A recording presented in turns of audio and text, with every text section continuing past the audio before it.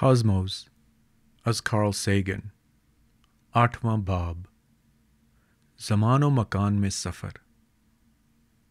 ہم نے رات کے خوف میں ستاروں سے بہت زیادہ محبت کی ہے۔ 2 ماہرین فلکیات کے کتبے کی عبارت۔ کف بحر کا ابھرنا اور گرنا جزوی طور پر مد و جزر سے پیدا ہوتا ہے۔ چاند اور سورج بہت زیادہ دور ہیں، لیکن یہاں زمین پر ان کی کشش ثقل کا اثر بہت حقیقی اور واضح ہے۔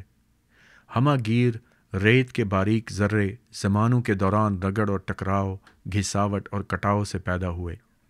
یہ عوامل بھی دور دراز کے چاند اور سورج سے بننے والی لہروں اور موسموں کا نتیجہ تھے۔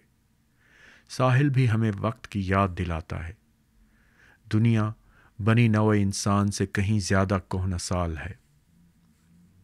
مٹھی بھر ریت میں تقریباً 10,000 ذرات ہوتے ہیں، یعنی ان ستاروں کی تعداد سے زیادہ جو ہم صاف آسمان میں ننگی آنکھ کے ساتھ دیکھ سکتے ہیں۔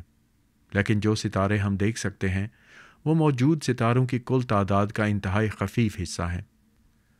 رات کے وقت ہمیں قریب ترین ستاروں کا محض شائبہ سا دکھائی دیتا ہے، جبکہ کائنات ناقابل پیمائش حد تک بھرپور ہے۔ کائنات میں ستاروں کی کل تعداد کرۂ ارض کے تمام ساحلوں پر موجود ریت کے ذروں کی تعداد سے زیادہ ہے۔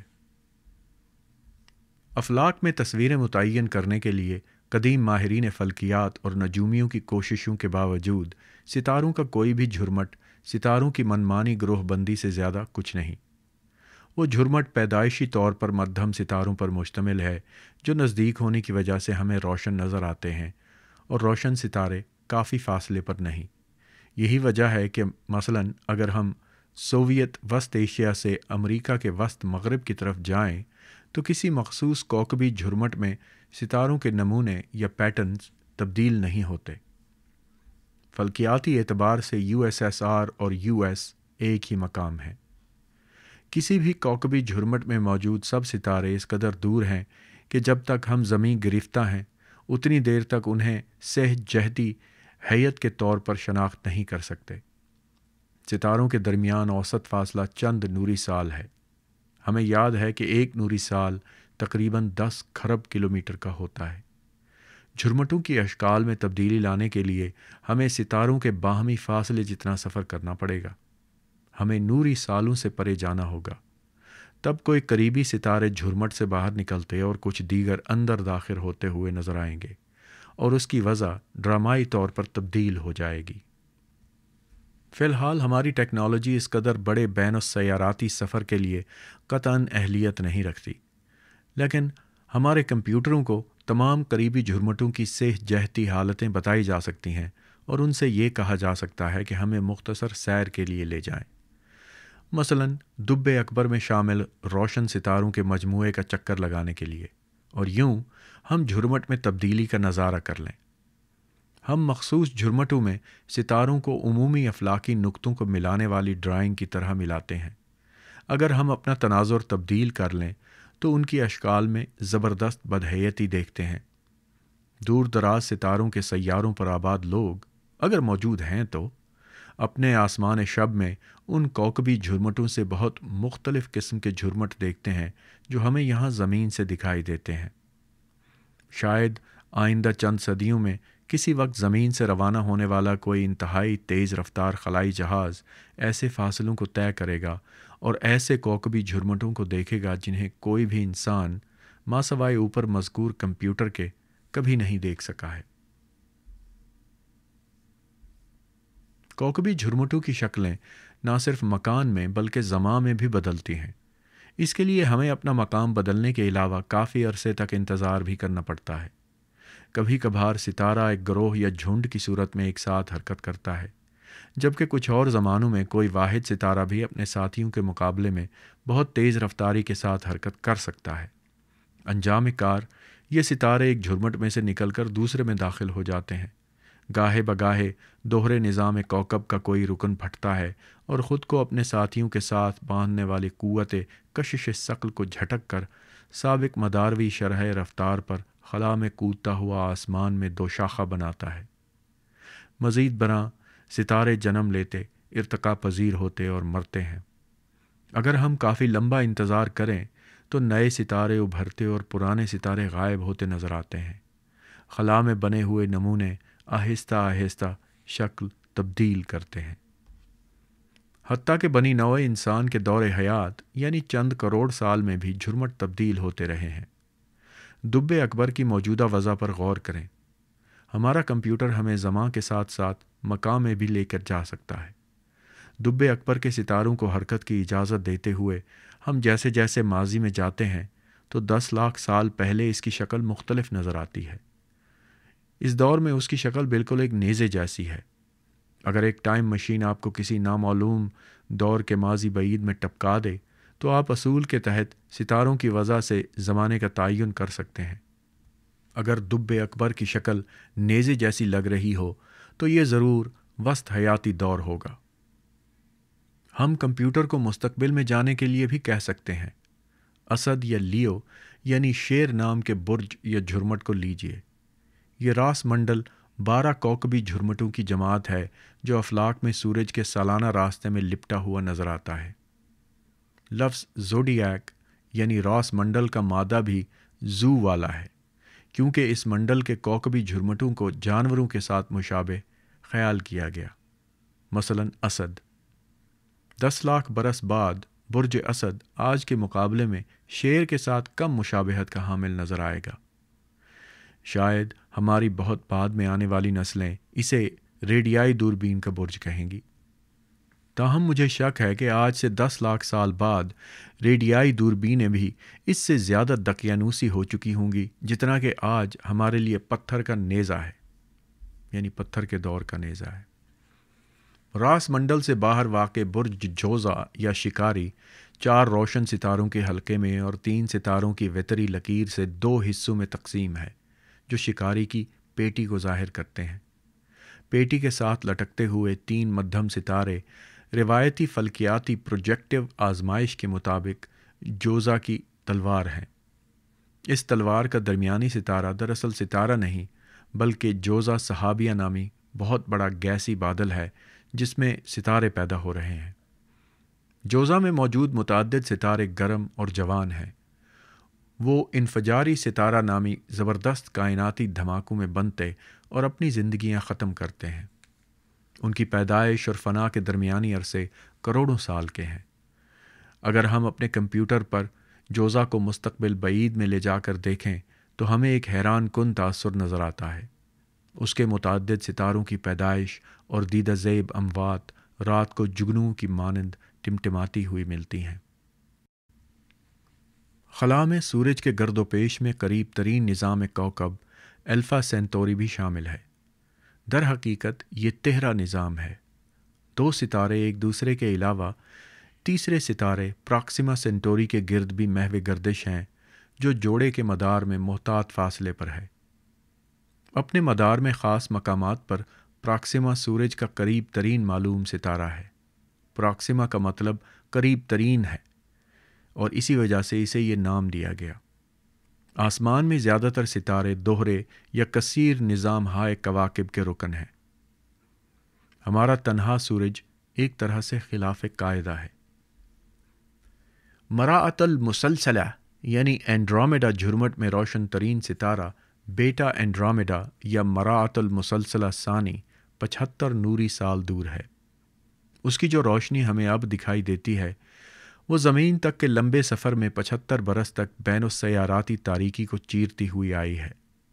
اگر ایک بعید از قیاس واقعے میں بیٹا اینڈرومیڈا گزشتہ منگل کو پھٹ گئی ہو تو ہمیں آئندہ 75 برسوں تک معلوم نہیں ہوگا، کیونکہ یہ دلچسپ اطلاع روشنی کی رفتار سے سفر کرتی ہوئی ہم تک پہنچنے کے لیے بہت بڑے بین السیاراتی فاصلوں کو طے کرنے میں 75 برس لے گی۔ اس ستارے کی اس وقت دکھائی دینے والی روشنی نے جب ہماری جانب اپنا طویل سفر شروع کیا تھا تو اس وقت یہاں زمین پر نوجوان البرٹ آئنسٹائن نے ایک سوئس دفتر میں رجسٹری ایجادات کلرک کے طور پر کام کرتے ہوئے ابھی اپنا عہد ساز نظریہ اضافت شائع ہی کیا تھا۔ زمان و مکان باہم پیوستہ ہیں۔ ہم زمان میں جھانکے بغیر خلا میں نہیں دیکھ سکتے۔ روشنی کی رفتار بہت تیز ہے لیکن خلا بہت خالی اور ستارے بہت فاصلوں پر ہیں۔ 75 نوری سال یا اس سے کم فاصلے علم فلکیات میں دیگر فاصلوں کے مقابلے میں بہت چھوٹے ہیں۔ کہکشاں کا مرکز سورج سے 30,000 نوری سال دور ہے۔ ہماری کہکشاں قریب ترین چکردار کہکشاں M31 جو خود بھی مراعات المسلسلہ جھرمٹ میں ہے سے 20 لاکھ نوری سال کے فاصلے پر ہے۔ آج ہمیں نظر آنے والی M31 کہکشاں کی روشنی نے جب زمین کی جانب سفر شروع کیا تھا تو اس وقت سیارے پر کوئی انسان نہیں تھے، تاہم ہمارے آباء و اجداد تیزی سے موجودہ شکل میں ارتقاء کر رہے تھے۔ انتہائی دور دراز اجرام فلکی کا زمین سے فاصلہ 8 تا 10 ارب نوری سال ہے۔ آج وہ ہمیں ویسے نظر آتے ہیں جیسے وہ زمین کے بننے اور کہکشاں کے متشکل ہونے سے پہلے تھے۔ یہ صورتحال اجرام فلکی تک ہی محدود نہیں، بلکہ اجرام فلکی اس قدر دور ہیں کہ روشنی کی قابل پیمائش رفتار اہم ہو جاتی ہے۔ اگر آپ کمرے کے دوسرے کونے میں 10 فٹ دور کھڑی ہوئی اپنی کسی دوست کو دیکھ رہے ہیں تو وہ آپ کو اب کی نہیں بلکہ 1 سیکنڈ کے 10 کروڑویں حصہ پہلے کی حالت میں نظر آ رہی ہے۔ یہ حساب لگانے کے لیے ہم نے محض فاصلے کو روشنی کی رفتار پر تقسیم کیا ہے، لیکن آپ کی دوست میں اب کا فرق بہت ہی خفیف ہے۔ دوسری جانب جب ہم 8 ارب سال دور واقع ایک جرم فلکی کو دیکھتے ہیں تو یہ حقیقت اہمیت اختیار کر لیتی ہے کہ اس کی آج سے 8 ارب سال پہلے والی صورت دیکھ رہے ہیں۔ مثال کے طور پر کچھ لوگ سمجھتے ہیں کہ اجرام فلکی وہ دھماکہ دار واقعات ہیں جو صرف کہکشاؤں کی ابتدائی تاریخ میں ہوئے ہوں گے۔ اس صورت میں کوئی کہکشاں جتنی دور ہے ہم اس کی اتنی ہی زیادہ ابتدائی تاریخ کا مشاہدہ کر رہے ہیں، بلکہ یہ زیادہ قرین قیاس ہے کہ ہم اسے بطور جرم فلکی ہی دیکھ رہے ہوں۔ در حقیقت جب ہم تقریباً 5 ارب نوری سال کے فاصلوں کو دیکھتے ہیں تو اجرام فلکی کی تعداد میں اضافہ ہو جاتا ہے۔ زمین سے روانہ کی گئی آج تک کی سب سے تیز رفتار مشینیں یعنی 2 وائجر بین السیاراتی خلائی جہاز اس وقت روشنی کی رفتار کے 10,000ویں حصے کی رفتار سے سفر کر رہے ہیں۔ قریب ترین ستارے تک کا فاصلہ طے کرنے کے لیے انہیں 40,000 سال درکار ہوں گے۔ کیا ہمیں معقول مدت میں زمین چھوڑنے اور پراکسیما سینٹوری تک کا وسیع فاصلہ طے کرنے کی کوئی توقع ہے؟ کیا ہم روشنی کی رفتار تک پہنچنے کے لیے کچھ کر سکتے ہیں؟ روشنی کی رفتار میں کیا افزوں ہے؟ کیا ہم کبھی اس سے بھی تیز سفر کرنے کے قابل ہو سکیں گے؟ اگر آپ 1890 کی دہائی میں ٹسکنی کے خوشگوار دیہی علاقے سے پیدل گزرتے تو ہو سکتا ہے پاویا کو جانے والی سڑک پر آپ کی ملاقات ایک دراز گیسو طالب علم سے ہوتی۔ جرمنی میں اس کے اساتذہ نے اسے بتایا تھا کہ اسے کبھی بھی کچھ حاصل نہیں ہوگا، کہ اس کے سوالات نے جماعت کا نظم و ضبط تباہ کر دیا تھا، کہ بہتر ہے وہ سکول چھوڑ دے۔ وہ سکول چھوڑ کر شمالی اٹلی کی آزادی میں مسرور پھرتا رہا، جہاں وہ ایسے معاملات پر غور و فکر کر سکتا تھا جو پروشین کی زبردست نظم و ضبط والی جماعتوں میں زبردستی پڑھائے جانے والے مضامین سے جدا تھے۔ اس کا نام البرٹ آئنسٹائن تھا۔ اس کے غور و فکر نے دنیا کو بدل کر رکھ دیا۔ آئنسٹائن برنسٹین کی People's Book of Natural Science سے بہت متاثر ہوا تھا۔ یہ کتاب سائنس کو مقبول بنانے کے لیے تھی، جس کے پہلے ہی صفحے پر تاروں میں برقی رو اور خلا میں روشنی کی حیران کن رفتار کے بارے میں لکھا گیا تھا۔ اس نے سوچا کہ اگر آپ روشنی کی موج کی رفتار سے سفر کر سکیں تو دنیا کیسی نظر آئے گی؟ روشنی کی رفتار سے سفر؟ سورج کی روشنی میں دھبے دار اور سلوٹوں والے دیہاتی علاقے کی ایک سڑک پر کسی لڑکے کے لیے کس قدر مسحور کن اور دل فریب سوچ تھی۔ اگر آپ روشنی کے ساتھ سفر کر رہے ہوں تو یہ نہیں بتا سکتے کہ آپ روشنی کی ایک لہر پر ہیں۔ اگر آپ کسی موج کے فراز سے آغاز کریں تو فراز پر ٹھہرے رہیں گے اور ایک موج ہونے کا سارا تصور ضائع ہو جائے گا۔ روشنی کی رفتار کے ساتھ حرکت کرنے پر کوئی عجیب بات ہوتی ہے۔ ان سوالوں پر آئنسٹائن نے جتنا زیادہ سوچا یہ اتنے ہی پریشان کن ہوتے گئے۔ اگر آپ روشنی کی رفتار سے سفر کر سکیں تو ہر طرف سے تناقضات یا پیراڈاکسز ابھرتے ہوئے لگتے ہیں۔ مخصوص تصورات کو کسی محتاط غور و فکر کے بغیر جوں کا توں قبول کر لیا گیا تھا۔ آئنسٹائن نے سادہ سوالات اٹھائے جو صدیوں پہلے پوچھے جا سکتے تھے۔ مثلاً جب ہم دو واقعات کو ہم وقت کہتے ہیں تو اس سے ہماری مراد کیا ہوتی ہے؟ تصور کریں کہ میں سائیکل سواری کرتا ہوا آپ کی جانب آ رہا ہوں۔ جو ہی میں چوراہے میں پہنچتا ہوں تو مجھے یہ لگتا ہے کہ میں ایک گھوڑا گاڑی سے ٹکرانے لگا ہوں۔ میں جھونک کھا کر کچلے جانے سے صاف بچ نکلتا ہوں۔ اب میں اس واقعے پر دوبارہ غور کرتے ہوئے یہ تصور کرتا ہوں کہ گھوڑا گاڑی اور سائیکل دونوں تقریباً روشنی کی رفتار سے سفر کر رہے ہیں۔ اگر آپ سڑک کے کنارے پر کھڑے ہیں تو گھوڑا گاڑی آپ کی نظر کی لکیر کے زاویہ قائمہ پر آ رہی ہے۔ آپ سورج کی منعطف روشنی میں مجھے اپنی طرف آتے ہوئے دیکھتے ہیں۔ کیا میری رفتار کو روشنی کی رفتار میں جمع نہیں کرنا پڑے گا تاکہ آپ تک میری شبیہ گھوڑا گاڑی کی شبیہ سے پہلے پہنچ جائے؟ کیا میرے نقطۂ نظر کے مطابق میں اور گھوڑا گاڑی چوراہے پر ایک ساتھ پہنچیں گے، لیکن آپ کے نقطۂ نظر کے مطابق نہیں؟ کیا میں گھوڑا گاڑی کے ساتھ ٹکراؤ ہوتے ہوتے رہ جانے کا تجربہ کر سکتا ہوں جبکہ آپ شاید مجھے یوں ہی جھونک کھاتے اور خوشی خوشی وینچی قصبے کی طرف جاتے ہوئے دیکھیں؟ یہ سوالات حیرت انگیز اور پیچیدہ ہیں۔ وہ عیاں حقیقت کو دعوت مبارزت دیتے ہیں۔ آئنسٹائن سے قبل کسی کو اس کا خیال نہ آنے کی ایک وجہ ہے۔ ایسے بنیادی سوالات کے ذریعے آئنسٹائن نے دنیا پر اثر نو غور و فکر پیدا کیا، یعنی طبیعیات میں ایک انقلاب۔ اگر دنیا کی تفہیم ہو جائے، اگر ہم تیز رفتاروں پر سفر کرتے ہوئے ایسے منطقی تناقضات سے قطع نظر کر جائیں تو کچھ قوانین فطرت کے ایسے احکام موجود ہیں جن کی اطاعت کرنا لازمی ہے۔ آئنسٹائن نے ان قوانین کی تدوین اپنے خصوصی نظریہ اضافیت میں کی، یعنی اسپیشل تھیوری آف ریلیٹیوٹی میں کی۔ کسی شے سے منعطف یا خارج ہونے والی روشنی ایک ہی جیسی رفتار سے سفر کرتی ہے، چاہے وہ شے متحرک ہو یا ساکن۔ آپ کی رفتار روشنی کی رفتار میں جمع نہیں ہوگی۔ اس کے ساتھ ساتھ کوئی مادی جسم روشنی کی رفتار سے زیادہ تیز حرکت نہیں کر سکتا۔ آپ اگر چاہیں تو طبیعیات میں کوئی بھی امر آپ کو روشنی کی رفتار سے قریب تر رفتار پر سفر کرنے سے نہیں روک سکتا۔ روشنی کی رفتار کے مقابلے میں 99.9% رفتار کافی زبردست رہے گی، لیکن چاہے کتنی ہی کوشش کر لیں آپ آخری نقطۂ اشاریہ یعنی 0.9 تک نہیں پہنچ سکتے۔ یہاں 0.09 ہونا چاہیے تھا۔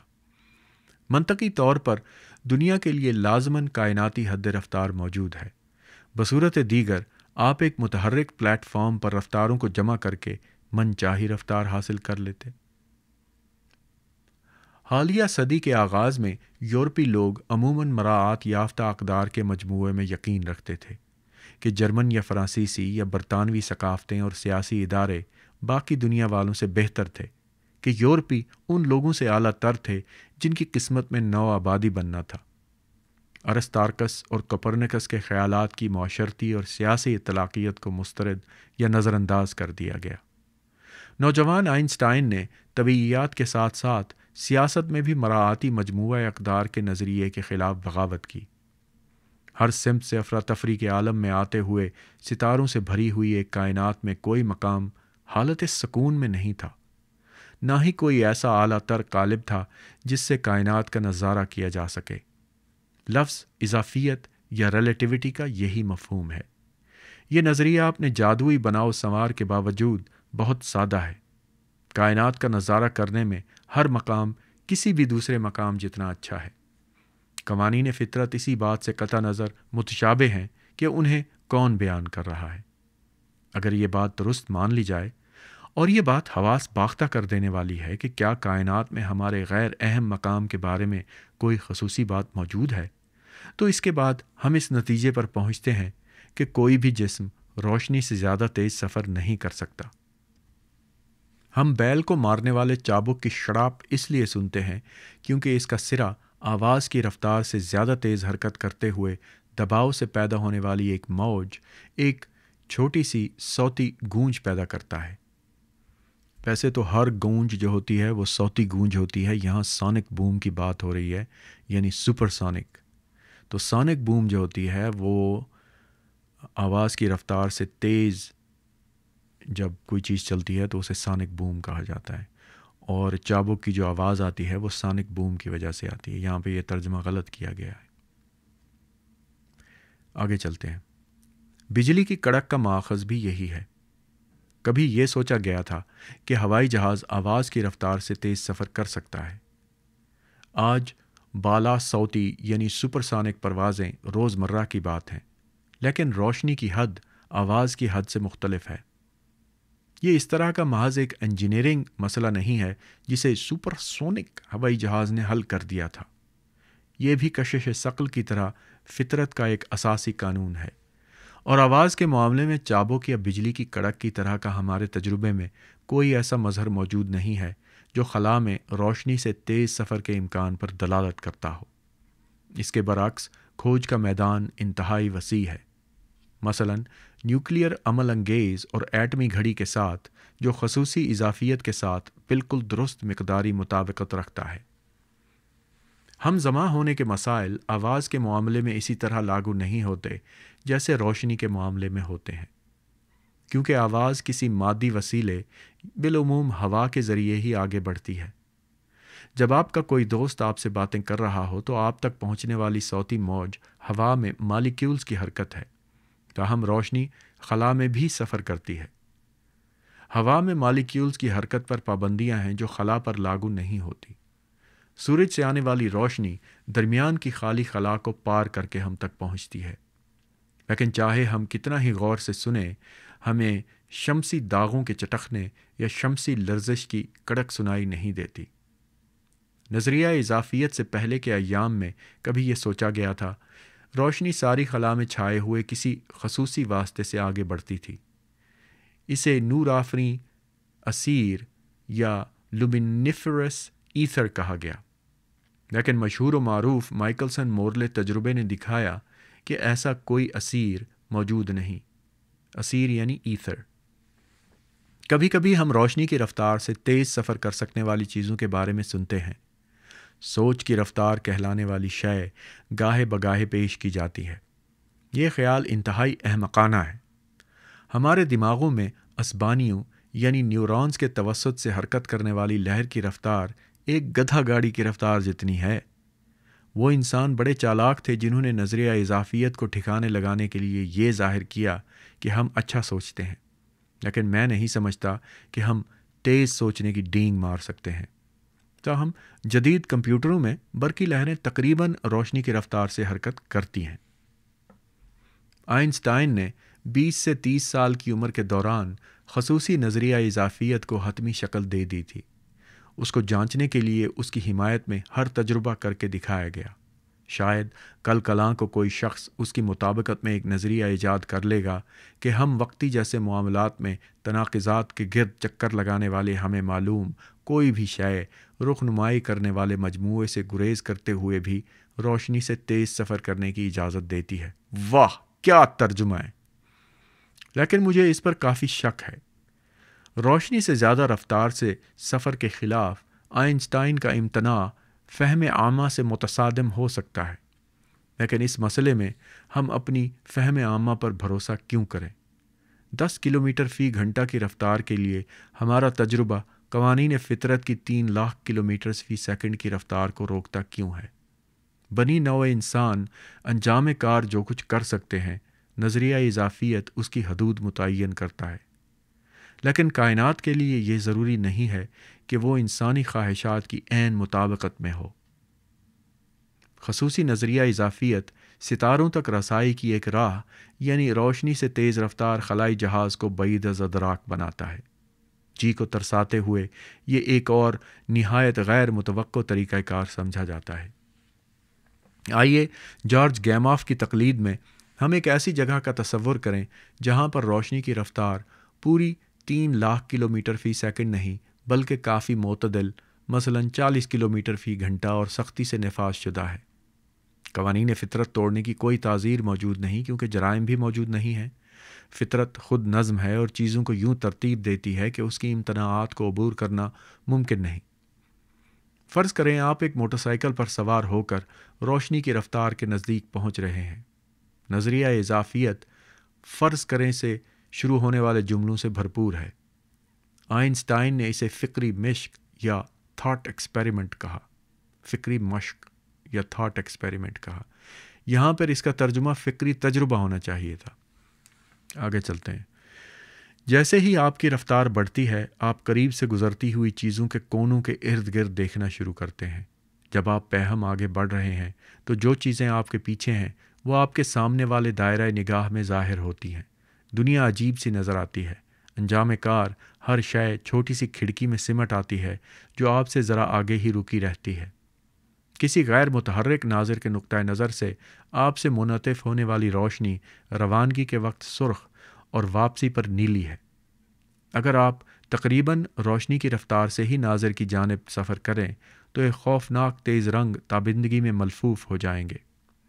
آپ سے نظر آنے والی الٹرا وائلٹ روشنی کا عمومی اخراج نظر آنے والی زیادہ چھوٹی طول امواج پر منتقل ہو جائے گا۔ آپ حرکت کی سمت میں بھینچے جاتے ہیں۔ آپ کی کمیت یا میس بڑھتا ہے۔ آپ کے لیے وقت سست پڑ جاتا ہے۔ روشنی کی رفتار کے قریب سفر کرنے کا ایک دم بخود کرنے والا منطقی نتیجہ کشادگی زمان یا ٹائم ڈائلیشن کہلاتا ہے۔ لیکن اگر موٹر سائیکل کی کوئی دوسری گدی بھی ہے تو آپ کے ساتھ ساتھ حرکت کرتے ہوئے ناظر کے نقطۂ نظر سے ان میں سے کوئی تاثر واقع نہیں ہوتا۔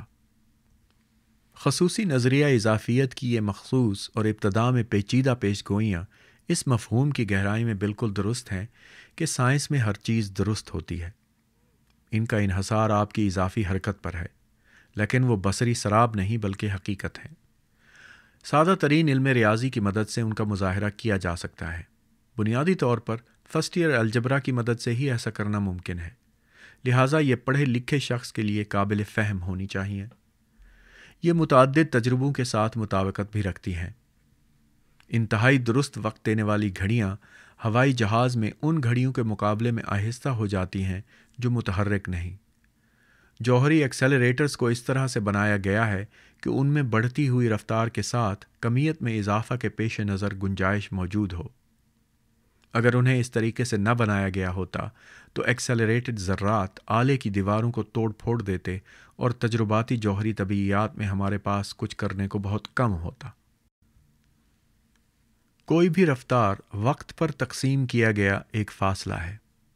چونکہ روشنی کے اسراء یا ویلاسٹی سے قریب پہنچ کر ہم سیدھے سادھے طور پر رفتاروں کو جمع نہیں کر سکتے جیسا کہ ہم روزمرہ دنیا میں کرنے کے عادی ہیں، اس لیے مطلق زمان و مکان کے جانے پہچانے تصورات آپ کی اضافی رفتار سے مبرہ لازماً ہیچ ہو جاتے ہیں۔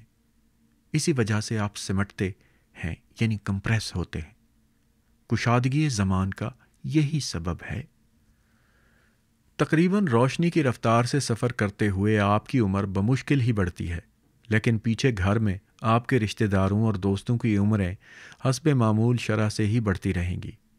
جب آپ اپنے اضافیاتی سفر سے واپس لوٹتے ہیں تو اپنے دوستوں اور خود میں کیا فرق پاتے ہیں؟ مثلاً ان کی عمروں میں کئی اشروں کا اضافہ ہو گیا اور آپ کی عمر میں بمشکل ہی کوئی اضافہ ہوا ہے۔ روشنی کی رفتار سے قریب سفر کرنا ایک قسم کا اکسیر حیات ہے۔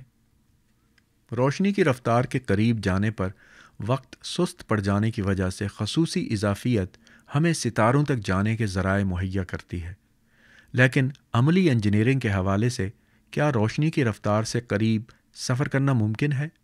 کیا کوکبی جہاز یعنی سٹار شپ بن سکتا ہے؟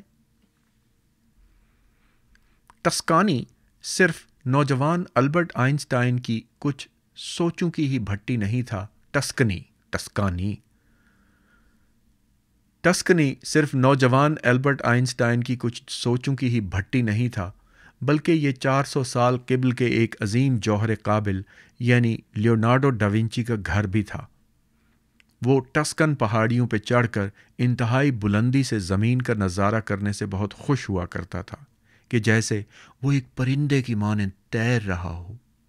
اس نے زمینی مناظر، قصبوں اور حصار بندیوں کے اولین فضائی منظر بنائے۔ مصوری اور سنگ تراشی، علم تشریح الاعضاء یعنی اناٹمی، علم حیت، تاریخ فطرت، عسکری و شہری انجینئرنگ میں اپنی بہت سی دلچسپیوں میں لیونارڈو کے اندر کوئی اڑ سکنے والی مشین ایجاد اور تیار کرنے کا زبردست جوش و جذبہ بھی تھا۔ اس نے تصاویر بنائیں، ماڈل تعمیر کیے، مکمل سائز کے نقش اول بنائے، اور ان میں سے کوئی بھی کارکردگی نہ دکھا سکا۔ اس وقت کوئی کافی طاقتور اور ہلکے وزن کا انجن موجود نہیں تھا، تاہم تراکیب شاندار تھیں اور انہوں نے بعد کے وقتوں میں انجینئروں کی حوصلہ افزائی کی۔ لیونارڈو اپنی ان ناکامیوں سے مایوس تھا، لیکن اس میں شاید ہی اس کی کوئی غلطی تھی۔ وہ 15ویں صدی میں پھنس گیا تھا۔ 1939 میں ایسا ہی معاملہ اس وقت پیش آیا تھا جب خود کو برطانوی بین السیاراتی انجمن کہنے والے انجینئروں کے ایک گروپ نے لوگوں کو چاند تک لے جانے کے لیے 1939 کی ٹیکنالوجی استعمال کر کے ایک جہاز بنایا۔ 30 سال بعد اس مشن کو پورا کرنے والے اپولو خلائی جہاز کے ساتھ اس جہاز میں کوئی قدر مشترک نہ تھی، لیکن اس نے یہ خیال پیدا کیا کہ چاند پر جانے کا مشن کسی روز عملی انجینئرنگ میں ممکن ہو سکتا ہے۔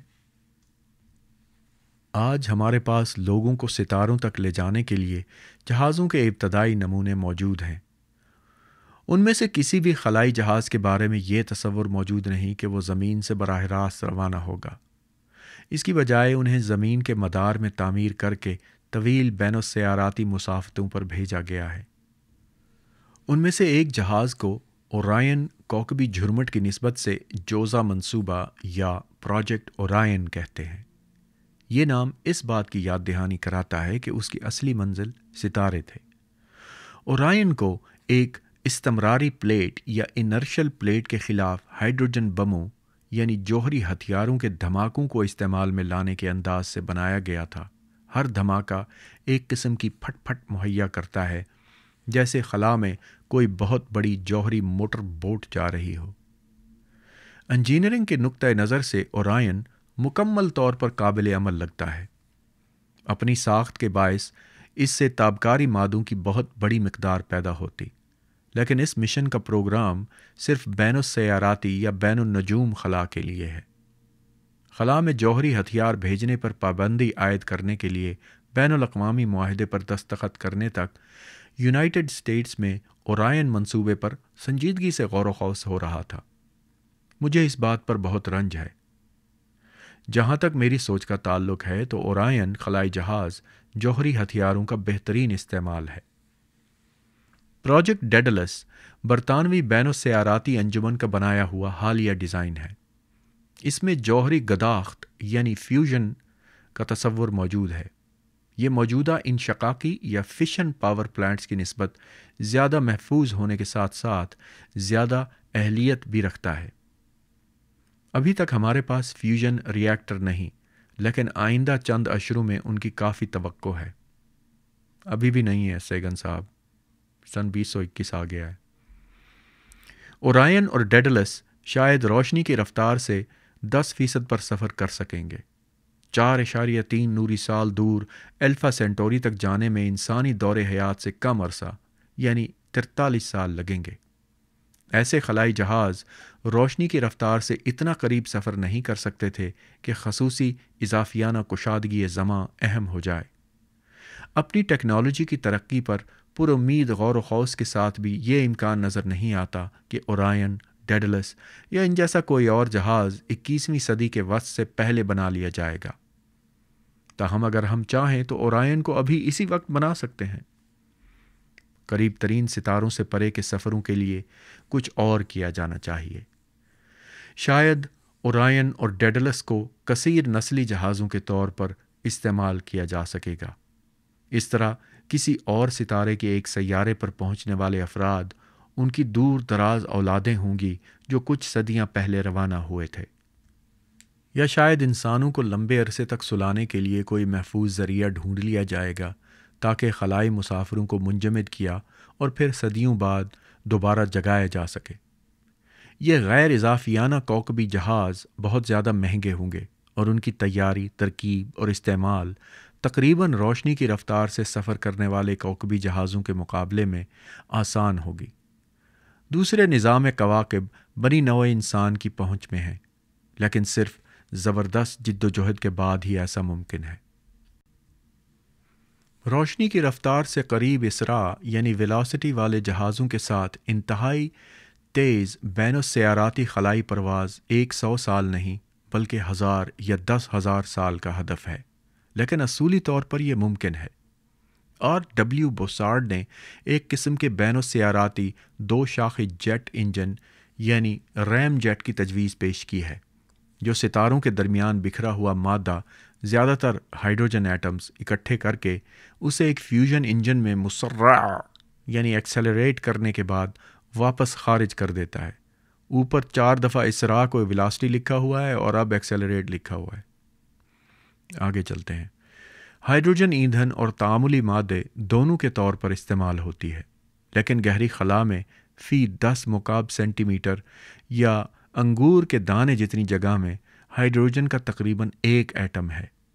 2 شاخے انجن کو چلانے کے لیے اس کے آگے سینکڑوں کلومیٹر لمبی ڈوئی سی لگانی پڑے گی۔ جب جہاز اضافیانہ اسراء تک پہنچے گا تو خلائی جہاز کے مطابق ہائیڈروجن ایٹمز تقریباً روشنی کی رفتار سے حرکت کر رہے ہوں گے۔ اگر مناسب احتیاطی تدابیر اختیار نہ کی گئیں تو خلائی جہاز اور اس کے مسافر ان برق انگیز کائناتی شعاؤں یعنی کازمک ریز سے بھن کر رہ جائیں گے۔ ایک مجوزہ حل الیکٹرانز کو بین النجوم ایٹموں سے علیحدہ کرنے اور انہیں برقیاتی باردار الیکٹریکلی چارجڈ بنانے کے لیے، جبکہ وہ کچھ دور ہی ہوں، لیزر اور باردار ایٹموں کو ڈوئی کے اندر اور باقی کے خلائی جہاز سے پرے پھینکنے کے لیے ایک زبردست طاقتور مقناطیسی میدان کا استعمال کرنا ہے۔ کرۂ ارض پر اس قسم کی انجینئرنگ کی ابھی تک کوئی مثال موجود نہیں۔ ہم چھوٹے موٹے سیاروں کے سائز کے انجنز کی بات کر رہے ہیں، لیکن آئیں اس قسم کے کسی جہاز سے متعلق لحظہ بھر کے لیے سوچیں۔ کشش ثقل ہمیں ایک مخصوص قوت کے ساتھ کھینچتی ہے۔ اگر ہم گر رہے ہوں تو اس کشش کی قوت کو رفتار خیال کرتے ہیں۔ اگر ہم کسی درخت سے گریں اور ہمارے متعدد ماقبل تاریخ کے انسانی آباء و اجداد نے یہ کیا ہوگا تو ہم 10 میٹر یا 32 فٹ فی سیکنڈ کی بڑھتی ہوئی رفتار سے ہر سیکنڈ میں تیز تر ہوتے ہوئے سیدھے نیچے آتے ہیں۔ کشش ثقل کی قوت کے لیے مخصوص یہ اسراء ہمیں زمین کی سطح پر رکھتا ہے۔ اسے 1G کہتے ہیں۔ G زمین کی گریوٹی یعنی کشش ثقل کی علامت ہے۔ 1G اسراء کے ساتھ ہم بہت مطمئن ہیں۔ 1G کے ساتھ ہم بڑے ہوئے۔ اگر ہم کسی بین النجوم خلائی جہاز میں رہ رہے ہوتے جس کا اسراء 1G تک ہو سکتا تو ہم خود کو بالکل قدرتی ماحول میں پاتے۔ در حقیقت کشش ثقل کی قوتوں اور ہمیں ایک مسرع خلائی جہاز میں محسوس ہونے والی قوتوں کے درمیان مساوات آئنسٹائن سے بعد کے عمومی نظریہ اضافیت یا جنرل تھیوری آف ریلیٹیوٹی کی بنیادی خصوصیت ہے۔ مسلسل 1G اسراء کے ساتھ ہم 1 سال بعد روشنی کی رفتار سے بہت قریب سفر کر رہے ہوں گے۔ اس کا ریاضیاتی کلیہ یہ ہے: 0.01 kilometre per second square multiplied by 3 by 10 raised to the power 7 seconds equals 3 multiplied by 10 raised to the power 5 kilometers per second. Hope this helps. فرض کریں کہ ایسا کوئی خلائی جہاز 1G اسراء یعنی اب واپس اس کو اسراء کو ویلاسٹی کا ترجمہ کر رہے ہیں حضرت صاحب۔ فرض کریں کہ ایسا کوئی خلائی جہاز 1G اسراء یعنی ویلاسٹی کے ساتھ، ابے ویلاسٹی نہیں ایکسیلریشن کے ساتھ سفر کے وسط تک روشنی کی رفتار سے قریب تر ہو رہا ہے اور تب واپس مڑتا ہے اور اپنی منزل تک پہنچتے ہوئے 1G پر تخفیف اسراء کرتا ہے۔ زیادہ تر سفر میں شرح رفتار روشنی کی رفتار سے بہت نزدیک ہوگی اور وقت انتہائی سست ہو جائے گا۔ ایک قریبی مشن کا ہدف برنارڈ ستارہ تقریباً 6 نوری سال دور ہے۔ یہ ایسا سورج ہے جس کے سیارے ہونا ممکن ہے۔ جہاز کے اندر کی گھڑیوں سے ماپے گئے تقریباً 8 سال کے وقت میں اس تک پہنچا جا سکتا ہے۔ کہکشاں کے وسط تک 21 سال میں اور مراعات المسلسلہ کہکشاں M31 تک 28 سال میں۔ یقیناً پیچھے زمین پر رہ جانے والے لوگ چیزوں کو مختلف طور پر دیکھیں گے۔ کہکشاں کے وسط تک پہنچنے میں 30 سال کی بجائے وہ 30,000 سال کا زمانہ ناپیں گے۔ جب ہم گھر پہنچیں گے تو چند ایک دوست ہی خوش آمدید کہنے کے لیے باقی بچے ہوں گے۔ اب پتہ نہیں یہ 30,000 سال کے بعد بچ جانے والے دوست جو ہیں، یہ مترجم صاحب کے دوست، یہ انسان ہیں یا جن ہیں؟ خیر، آگے چلتے ہیں۔ سچی بات یہ ہے کہ روشنی کی رفتار سے نزدیک تر ہوتے ہوئے نقاط اشاریہ والا ایسا کوئی سفر ہمیں جہاز کی گھڑی کے مطابق 56 سال کے وقت میں معلوم کائنات کا چکر لگانے کے قابل بناتا ہے۔ ہم اپنے مستقبل میں 1 خرب سال بعد پہنچیں گے، کرۂ ارض کو خاکستر کوئلہ اور سورج کو مردہ پانے کے لیے۔ اضافیاتی خلائی پروازیں کائنات کو ترقی یافتہ تہذیبوں کے لیے قابل رسائی بناتی ہیں، لیکن صرف ان کے لیے جو سفر پر نکلیں گے۔ کوئی ایسی راہ دکھائی نہیں دیتی جس کے ذریعے پیچھے رہ جانے والوں تک اطلاعات روشنی کی رفتار سے زیادہ تیزی کے ساتھ پہنچے۔ اورائن، ڈیڈلس کے لیے منصوبے اور بوسارٹ 2 شاخہ جیٹ انجن غالباً ایک نہ ایک دن بنائے جانے والے حقیقی بین النجوم خلائی جہاز غالباً اس سے کہیں زیادہ دور ہیں جتنا لیونارڈو کے ماڈل آج کے سپر سونک ذرائع آمد و رفت سے دور تھے۔ لیکن مجھے یقین ہے کہ اگر ہم نے خود کو نیست و نابود نہ کر لیا تو ایک روز ستاروں تک جا پہنچیں گے۔ اپنا سارا نظام شمسی چھان لینے کے بعد دیگر ستاروں کے سیارے انگلی کے اشارے سے ہمیں اپنی جانب بلائیں گے۔ زمان و مکان کے سفر باہم مربوط ہیں۔ ہم مستقبل میں تیز رفتار سفر کر کے ہی مکان میں تیز رفتار سفر کر سکتے ہیں۔ لیکن ماضی کا کیا ہوگا؟ کیا ہم ماضی میں لوٹ کر اسے تبدیل کر سکتے ہیں؟ کیا ہم تاریخی کتابوں میں درج واقعات کو کوئی مختلف موڑ دے سکتے ہیں؟ ہم تمام وقت مستقبل میں آہستہ آہستہ سفر کرتے ہیں، ہر روز ایک دن کی شرح سے۔ اضافیاتی خلائی پرواز کے ساتھ ہم مستقبل میں تیز سفر کر سکتے ہیں، لیکن بہت سے طبیعیات دانوں کو یقین ہے کہ ماضی میں سفر کرنا ناممکن ہے۔ ان کا کہنا ہے کہ اگر آپ کے پاس ماضی میں جانے کے لیے کوئی آلہ موجود ہو تب بھی آپ کوئی تبدیلی پیدا کرنے کے قابل نہیں ہوں گے۔ اگر آپ ماضی میں جا کر اپنے والدین کو ملاپ کرنے سے روک دیں تو آپ کبھی پیدا ہی نہیں ہوئے ہوں گے۔ چونکہ آپ موجود ہیں اس لیے یہ بالکل الٹ بات ہے، 2 کے جذر کے ثبوت کی عدم معقولیت کی طرح۔ خصوصی اضافیت میں ہم وقت کی بحث کی مانند یہ ایک ایسی دلیل ہے جس میں نتیجہ لایعنی نظر آنے کی وجہ سے تمہید معترضانہ ہو جاتی ہے۔ آپ پاکستان میں ایک میٹرک پاس یا ایون بی اے پاس بندہ دکھا دیں جو اس جملے کا ترجمہ بتا دے کہ اس کا مطلب کیا ہے۔ آگے چلتے ہیں۔ لیکن دیگر طبیعیات دانوں کی تجویز ہے کہ 2 متبادل تاریخیں، 2 مساوی طور پر کارآمد حقیقتیں پہلو بہ پہلو چل سکتی ہیں، ایک جو آپ جانتے ہیں اور ایک وہ جس میں آپ پیدا ہی نہیں ہوئے۔ شاید زمان خود بھی اس حقیقت کے باوجود متعدد امکانی جہتیں رکھتا ہے کہ ہمیں ان میں سے صرف ایک کا تجربہ کرنے کی بد دعا ہے۔ فرض کریں کہ آپ ماضی میں جا کر اسے تبدیل کر سکیں، مثلا ملکہ ایزابیلا کو کرسٹوفر کولمبس کی مدد نہ کرنے پر مائل کر کے، تب یہ دلیل دی جاتی ہے کہ آپ تاریخی واقعات کو ایک مختلف تسلسل میں ڈال دیں گے جن کے بارے میں وہ لوگ ہرگز نہیں جانتے جنہیں آپ پیچھے ہمارے وقت میں چھوڑ آئے۔ اگر وقت میں اس قسم کا سفر ممکن ہو تو پھر ایک اعتبار سے ہر قابل تصور متبادل تاریخ واقعی موجود ہے۔ زیادہ تر تاریخ معاشرتی، ثقافتی اور اقتصادی قوتوں کے الجھے ہوئے دھاگوں پر مشتمل ہے جنہیں آسانی کے ساتھ سلجھایا نہیں جا سکتا۔ مسلسل بہتے ہوئے بے شمار چھوٹے چھوٹے ناقابل پیشین گوئی اور اتفاقی واقعات اکثر و بیشتر طویل المدت نتائج کے حامل نہیں ہوتے، لیکن اہم موڑ یا حالات کے کچھ واقعات تاریخ کا دھارا بدل کر رکھ سکتے ہیں۔ ایسی صورتیں موجود ہوں گی جن میں مقابلتاً ذرا سی درستگی پیدا کر کے عمیق تبدیلیاں لائی جا سکتی تھیں۔ ایسا کوئی وقوعہ جس قدر ماضی بعید میں ہوگا اس کا اثر بھی اتنا ہی طاقتور ہوگا، کیونکہ وقت کے لیور کا بازو بھی اتنا ہی لمبا ہوتا ہے۔ نابود دنیاؤں کی تحقیق کرنا ایک پیارا خیال ہے۔ ان کی سیر کر کے ہم تاریخ کا انداز کار حقیقی معنوں میں سمجھ سکتے ہیں، اور یوں تاریخ کو ایک تجرباتی سائنس بنایا جا سکتا ہے۔ اگر کوئی بدیہی مرکزی شخصیت پیدا ہی نہ ہوئی ہوتی، مثلاً افلاطون یا پیٹر اعظم، تو دنیا کتنی مختلف ہوتی۔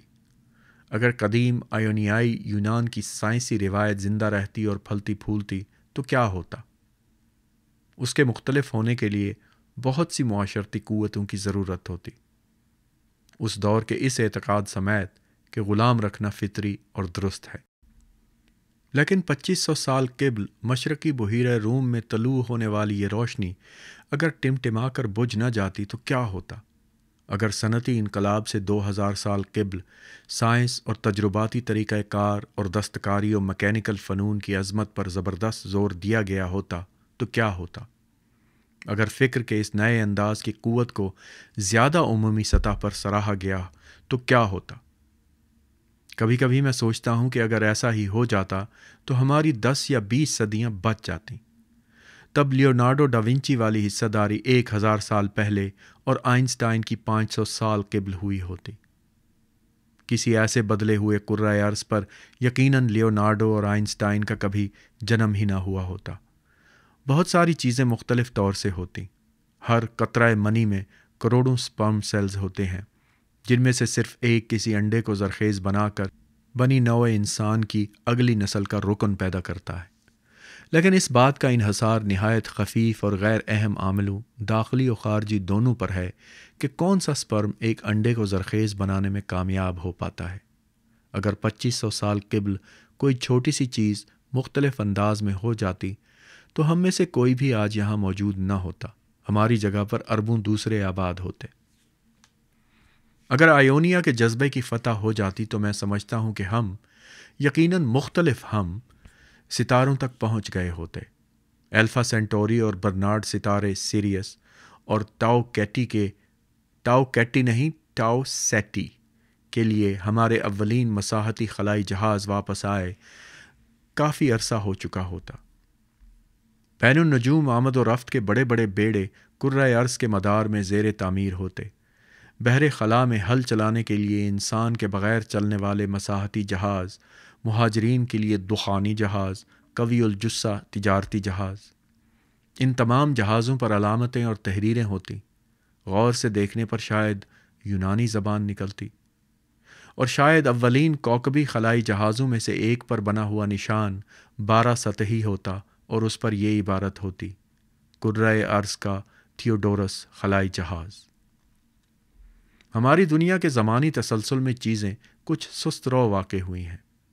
ہم ابھی تک ستاروں کو جانے کے لیے تیار نہیں، لیکن شاید مزید 1 یا 2 صدیوں میں جب ہمارا نظام شمسی چھانا جا چکا ہوگا تو ہم اپنے سیارے پر بھی باقاعدگی پیدا کر چکے ہوں گے۔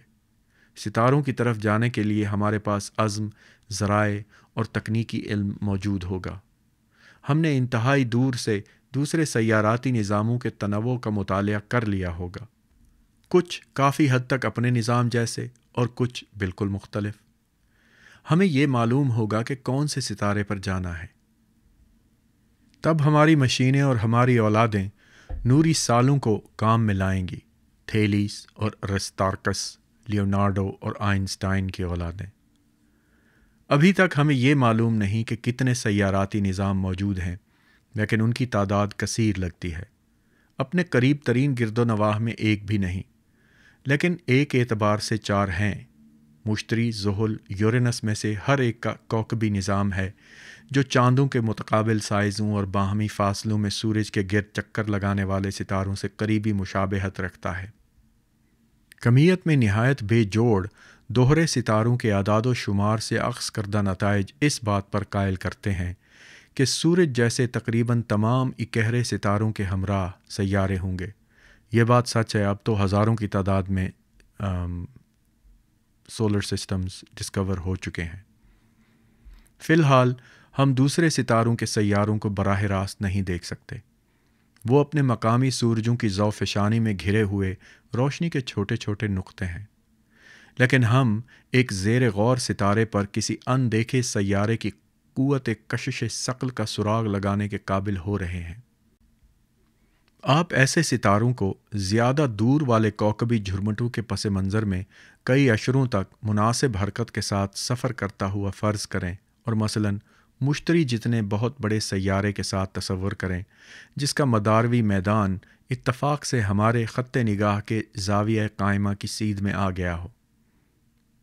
جب ہمارے تناظر میں تاریک سیارہ ستارے کی دائیں جانب ہے تو ستارہ تھوڑا سا دائیں طرف کو کھنچے گا اور بائیں جانب ہونے پر بائیں طرف کو۔ نتیجتاً ستارے کا راستہ سیدھی لکیر سے لہردار صورت میں تبدیل یا درہم برہم ہو جاتا ہے۔ جس قریبی ستارے پر یہ کشش ثقل درہم برہم ہونے کا یہ طریقہ کار لاگو کیا جا سکتا ہے وہ برنارڈ ستارہ ہے۔ یہ ہمارا سب سے قریبی اکہرا ستارہ ہے۔ الفا سینٹوری نظام میں 3 ستاروں کے پیچیدہ باہمی عمل وہاں پر ایک کم کمیت والے ہمراہی کی کھوج کو بہت مشکل بنا دیتے ہیں۔ برنارڈ ستارے کے لیے تفتیش بھی بہت تکلیف دہ ہوگی۔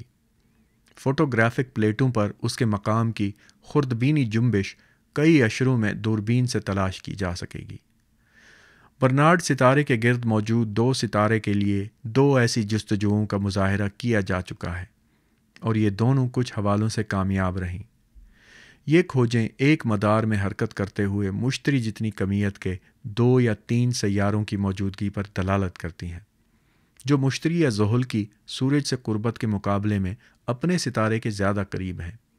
یہ اندازہ کیپلر کے تیسرے قانون کی مدد سے لگایا گیا، لیکن بدقسمتی سے مشاہدات کے 2 مجموعے باہم غیر موافق لگتے ہیں۔ شاید برنارڈ ستارے کے گرد سیاراتی نظام کی دریافت ابھی تک کر لی گئی ہوتی، لیکن واضح ثبوت مزید تحقیق کا متقاضی ہے۔ ویسے یہاں یہ کہتا چلوں کہ اگر آپ ویب پر سرچ کریں تو آپ کو پتہ چلے گا کہ برنارڈ سٹار کے گرد ایک سیارہ دریافت کیا گیا تھا میرے خیال میں 2018 میں، لیکن بعد میں کہا گیا کہ شاید وہ انفارمیشن غلط تھی۔ بہرحال ابھی تک یہ شک موجود ہے کہ اس کے گرد اس کا کوئی سیارے وغیرہ موجود ہو سکتے ہیں، لیکن اس کا پکا پتہ نہیں ہے۔ آگے چلتے ہیں۔ ستاروں کے گرد موجود سیاروں کا سراغ لگانے کے دیگر طریقوں کو ترقی دی جا رہی ہے۔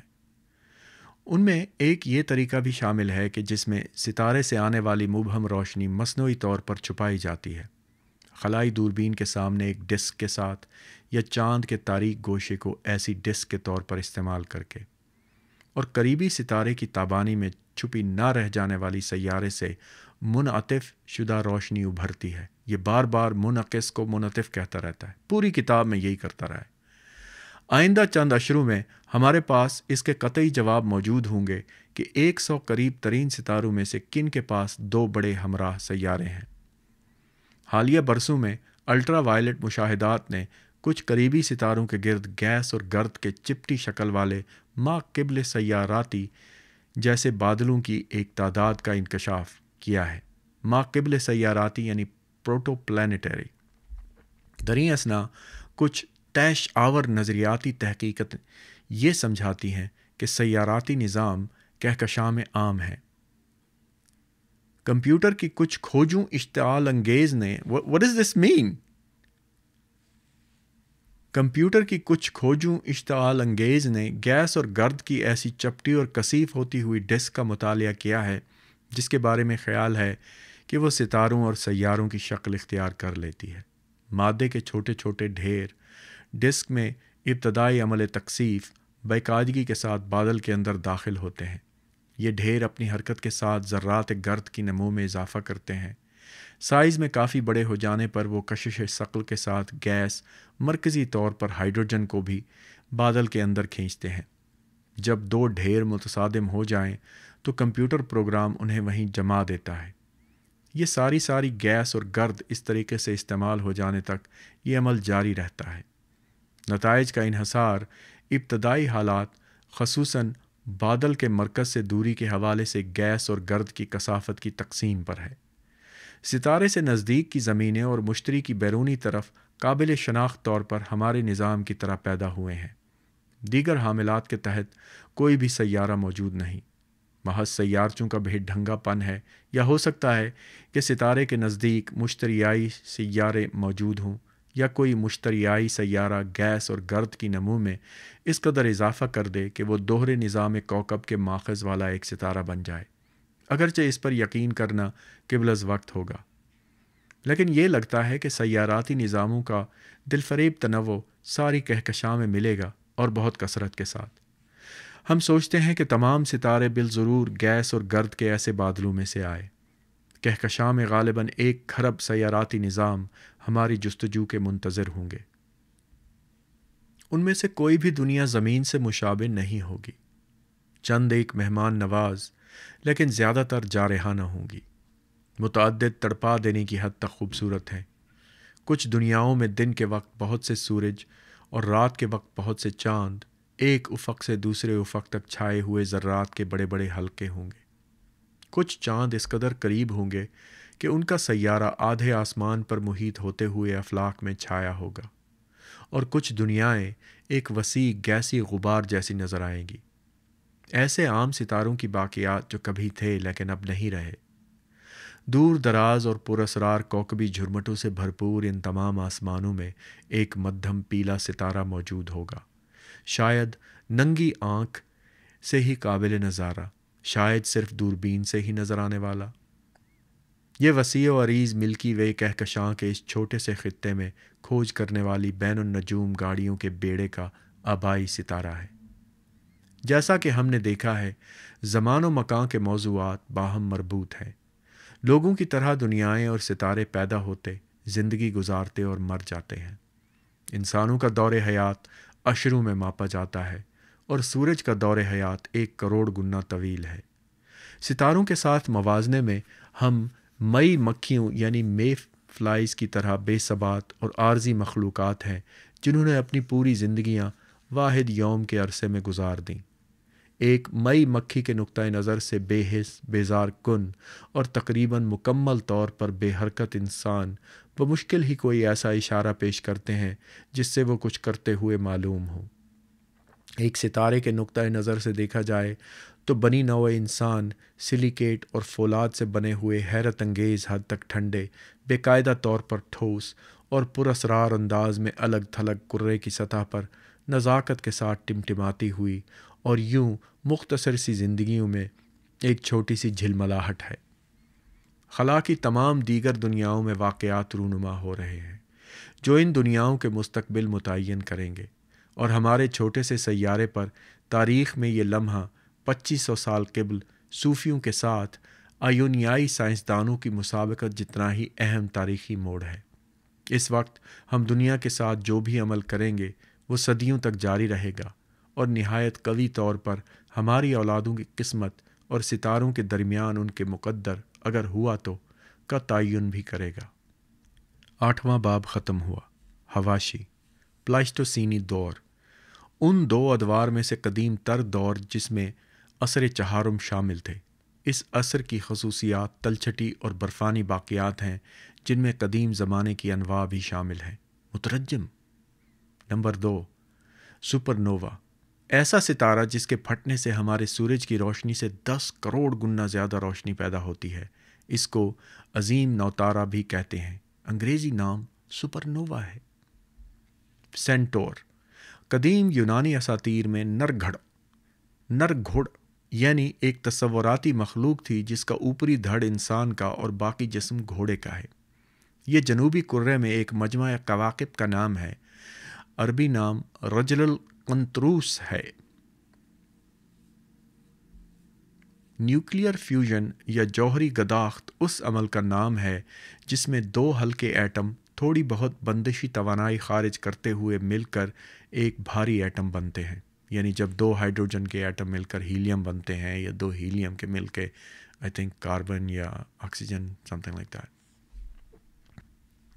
فشن، کسی جوہری ایٹم کا ٹوٹ کر چھوٹی کمیتوں میں بدل جانا انشقاق یا فشن کہلاتا ہے۔